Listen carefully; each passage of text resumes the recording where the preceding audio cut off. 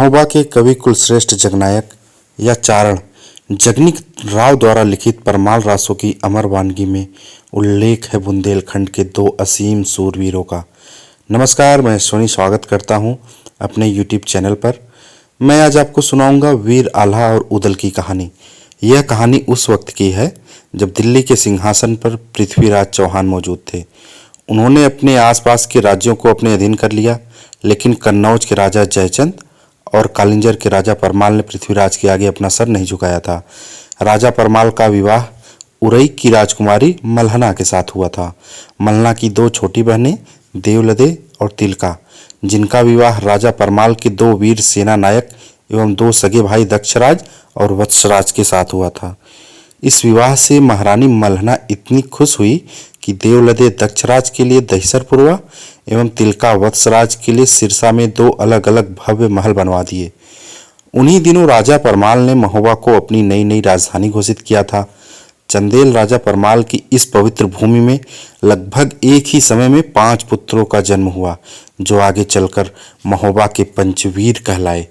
महारानी मल्हना के कोख से राजकुमार ब्रह्मपुत्र का जन्म हुआ, जो परम शक्तिशाली था। राजा परमाल के राजपुरोहित के घर में ढेबा नामक बालक का जन्म हुआ, जो वीर होने के साथ साथ ज्योतिष विद्या में भी निपुण था। ढेबा को विपत्ति का साथी भी कहा गया है। उधर सिरसा में तिलका ने मलखान नामक पुत्र को जन्म दिया।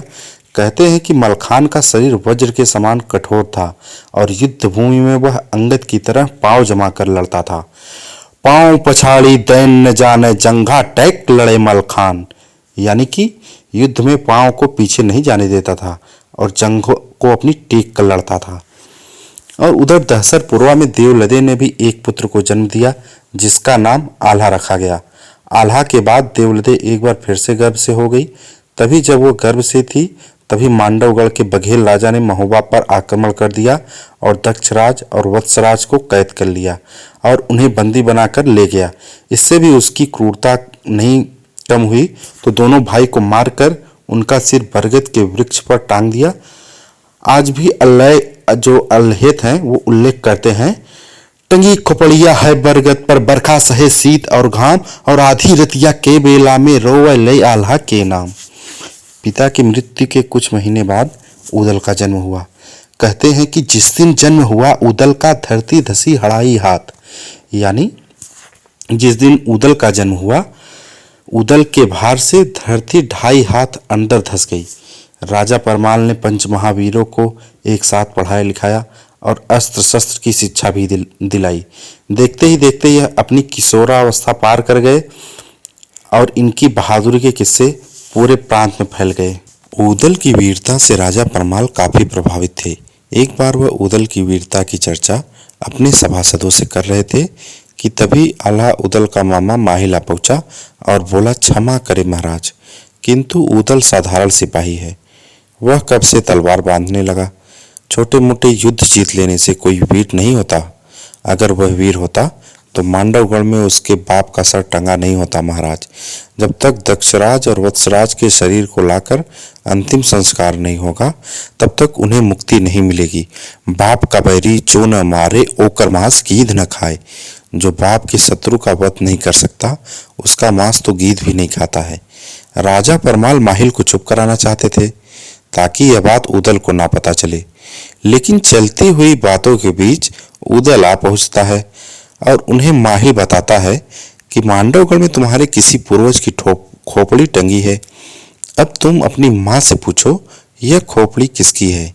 राजा परमाल की लाख कोशिशों के बाद भी सच सामने आ ही जाता है और उदल सीधे अपनी माँ के पास पहुंचा और इसके बारे में पूछता है। देवलदे नहीं बताना चाहती थी, पर उदल के आगे एक न चली और आखिरकार बताती हैं, आधी रतिया की बेला में खोपड़ी कहे पुकार पुकार, कहवा आल्हा कहवा मलखे कहवा उदल लड़े ते लाल। बच के आना मांडवगढ़ में राज बघेल जिए के काल, अभी उम्र है भारी बोरी, बेटा खाओ दूध और भात, चढ़े जवानी जब पहियन पर तब के दई है ताके मात। धर्म युद्ध की शिक्षा देकर उनकी माँ ने उन्हें युद्ध के लिए विदा किया। माँ से आज्ञा मिलने पर उदल राजा परमाल के पास आए और राजा परमाल बोले, उदल, मांडवगढ़ लोहे की दीवारों से घिरा है और चारों तरफ गहरी खाई है और खाई के चारों ओर बबूल के वन है। ऐसे दुर्ग को भेदना दुष्कर है और अभी तुम्हारी उम्र ही क्या है।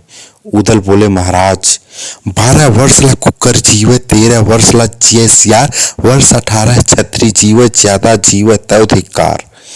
युद्ध में पहुंचने के दो परिणाम होते हैं, वीरगति या विजय, जिसको राजा परमाल भी न काट सके। राजा से आज्ञा लेकर उदल अपने चारों भाइयों को बुलाया और विचार विमर्श करने के पश्चात महोबा की सेना मांडवगढ़ की तरफ चल दी, जिसमें आल्हा को सेनापति नियुक्त किया गया था। कुछ दिनों के पश्चात महोबा की सेना मांडवगढ़ सीमा के पास पहुंच जाती है और बबूली वन में पड़ाव डाल देती है। सेना की बागडोर ब्रह्मा के हाथों में सौंप दी गई। आल्हा, उदल, ढेबा और मलखान योगियों की वेशभूषा धारण करके मांडवगढ़ के अंदर प्रवेश कर गए और राजमहल में पहुंचकर रानी कुशला को सुंदर भजन सुनाया, जिसमें आल्हा ने अपनी डफली निकाली और मलखान ने मृदंग और ढेबा ने बांसुरी और उदल गाना गाने लगे और एक सुंदर समा बांध दिया। कहते हैं, मोहबरी बाज रही आंगन में, युवती देख देख ठग जाए, राग रागनी उदल गाँव में पक्के महल धरा राखाए। रानी अति प्रसन्न हुई और मोतियों से भरी थाल भेंट करने लगी, लेकिन उदल ने मोतियों को ठुकरा दिया और उसके बदले दुर्ग की परिक्रमा कराने का निवेदन किया। रानी ने राजकुमारी विजय सेना को दुर्ग की परिक्रमा कराने का आदेश दे दिया। राजकुमारी ने सारे दुर्ग की परिक्रमा के पश्चात गुफा के पास पहुंचने पर उलझन में पड़ गई और यह सोचने लगी कि यह बात बताई जाए या नहीं, लेकिन उदल ने जान लिया कि राजकुमारी कुछ छुपा रही है और राजकुमारी से गुफा का राज भी जान लेते हैं, जो कि आगे चलकर बबूली वन में निकलती है, जहां महोबा के वीर सैनिकों ने अपना पड़ाव डाला है। अगले दिन सुबह महोबा की सेना ने मांडवगढ़ के ऊपर आक्रमण कर दिया। आक्रमण की खबर सुनते ही बघेल राजा जंबे ने अपने दोनों पुत्र राय करिंगा और सूरज को बुलाया। बघेल राजा जंबे ने युद्ध का जिम्मा दोनों पुत्रों को सौंप दिया। इधर महोबा की सेना का संचालन स्वयं आल्हा कर रहा था और बाईं ओर की टुकड़ी का संचालन ढेबा और पिछले भाग का दायित्व मलखान कर रहा था और सेना के बीचों बीच ब्रह्मा चल रहा था। राय करिंगा ने आल्हा को ललकारा और ललकार सुनकर उदल ने कहा, अपने बाप का सर काट के लाओ, तब हम तुम्हारा जान बख्शेंगे। बात बात पर सरबर हो गई, बात बात पे बाढ़ी रार, बात के ऊपर डेबा हो गई, कमर खुल गई तलवार। सेना एक दूसरे से भिड़ गई। राय करिंगा और आल्हा के आंखों में धूल झोंककर उसने भाला उदल की ओर फेंका। भाला उदल के शरीर के बाहर हो जाता अगर उदल का घोड़ा बेंदुला समय पर अपनी चाल न बदलता। उदल के करीब से गुजरता करिंगा का भाला धरती में धंस गया।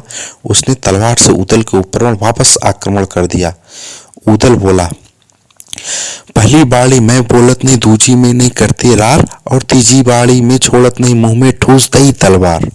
उदल के पहले बार में ही राय करिंगा घायल हो गया और रणभूमि छोड़कर भाग निकला, जिससे उसकी सेना में भगदड़ मच गया और उनका मनोबल टूट गया। तभी सूरज ने सेना की कमान संभालते हुए वहां पहुंचा और आल्हा से बोला, हम दोनों मल्ल युद्ध करके फैसला कर लेते हैं, बिना कसूर सैनिकों को क्यों मारा जाए। आल्हा ने कहा, तुमसे लड़कर मैं अपना सम्मान नहीं खोना चाहता, तुम्हारे लिए तो मेरा भाई उदल ही काफी है। और दोनों में भयंकर युद्ध शुरू हो गया। सूरज ढलते ही आल्हा ने दोनों को रोक दिया और दोनों को शाबाशी दी। आज का युद्ध बिना किसी निर्णय के समाप्त हो गया, लेकिन अगले दिन सुबह युद्ध फिर से आरंभ हुआ। राय करिंगा स्वस्थ हो चुका था। उसने सेना की बागडोर एक बार फिर से संभाली और दोनों ओर की सेना आमने सामने थी और युद्ध शुरू हो गया। काफी देर तक युद्ध चलता रहा। पूरी युद्ध भूमि लाल हो गई थी कि भुजा पत्थर फरकन लागे कि नाचन लगे मुंड के माल, और कटकट पोटी गिरे खेत में उठ उठ रुंड करे तकरार। करिंगा और उदल आपस में भिड़ गए। जैसा कि योजना अनुसार उदल राय करिंगा को थका देना चाहते थे, और जैसे ही राय करिंगा थोड़ा सा धीमा पड़ा, राय करिंगा का सर धड़ से अलग हो गया। सेना पलायन कर गई और उस दिन का युद्ध भी समाप्त हो गया। इधर मामा माहिल जो आल्हा और उदल से नफरत करता था, महोबा पहुंचकर आल्हा और उदल के मारे जाने की झूठी बात कही। तभी रणभूमि से दूत आ पहुंचा और राय करिंगा का सर थाली में रख दिया। यह सब देख मामा माहिल वहां से उरई की तरफ निकल भागा और उसका षड्यंत्र एक बार फिर से विफल हो गया। और अगले दिन मलखान के हाथ सूरज मारा गया और महोबा की सेना ने मानगढ़ किले को घेर लिया।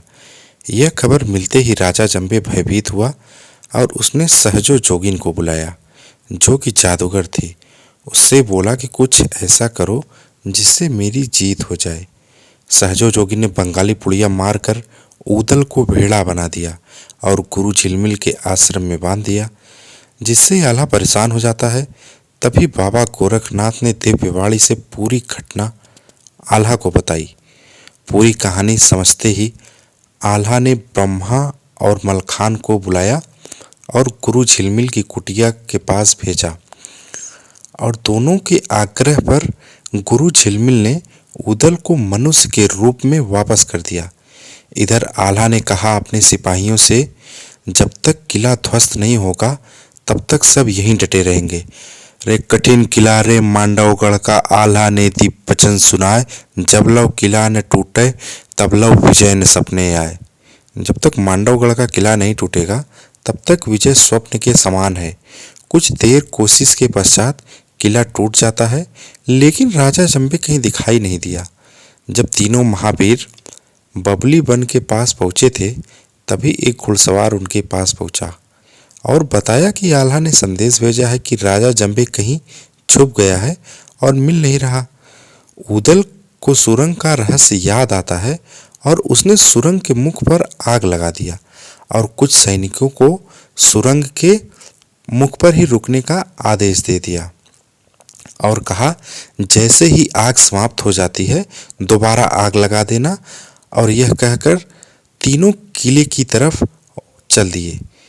जैसे ही किले के पास पहुंचते हैं, राजा जंबे सुरंग से बाहर प्रकट होता हुआ है, जो भौरानंद हाथी पर सवार था।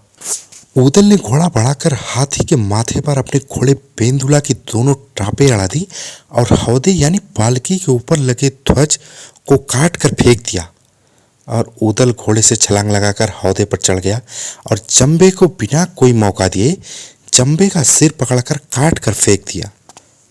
युद्ध समाप्त हुआ और महोबा की जय ध्वनि से पूरा किला गूंज उठा कि बड़े लड़ैया महोबा वाले, इनकी मार सही न जाए, एक कुम्हारे दुई मर जाए, तीजा खौफ खाए मर जाए। चारों तरफ पांचों महावीरों की जय जयकार हुई और आल्हा ने सम्मान के साथ अपने चाचा वत्सराज और पिता दक्षराज को निकालकर राजा परमाल के सामने रख दिया। उदल ने अपनी प्रतिज्ञा पूरी की थी। उसने जंबे का सर निकालकर मल्हला के चरणों में रख दिया और बोला, बाप का पैरी जो न मारे ओकर मांस गीध न खाए, माता हो गई पूरी प्रतिज्ञा, लिए जंबे का शीश उतार। चारों तरफ खुशियों की लहर थी, लेकिन यह कहानी यहीं पर ख़त्म नहीं होती है। कहानी के अगले भाग में हम जानेंगे कि कैसे मामा माहिल एक नई चाल चलता है और कैसे आल्हा ने उदल को अपने हाथों से मारा। क्या आल्हा पृथ्वीराज चौहान को युद्ध में हरा पाएगा? यह जानने के लिए हमारे चैनल को सब्सक्राइब करें, ताकि जब हम अगले भाग की कहानी डालें तो आपके पास नोटिफिकेशन आ जाए। और अगर अभी तक आपने चैनल को सब्सक्राइब नहीं किया है तो चैनल को सब्सक्राइब कर लें। मिलते हैं कहानी के अगले भाग में, तब तक के लिए जय हिंद, जय भारत।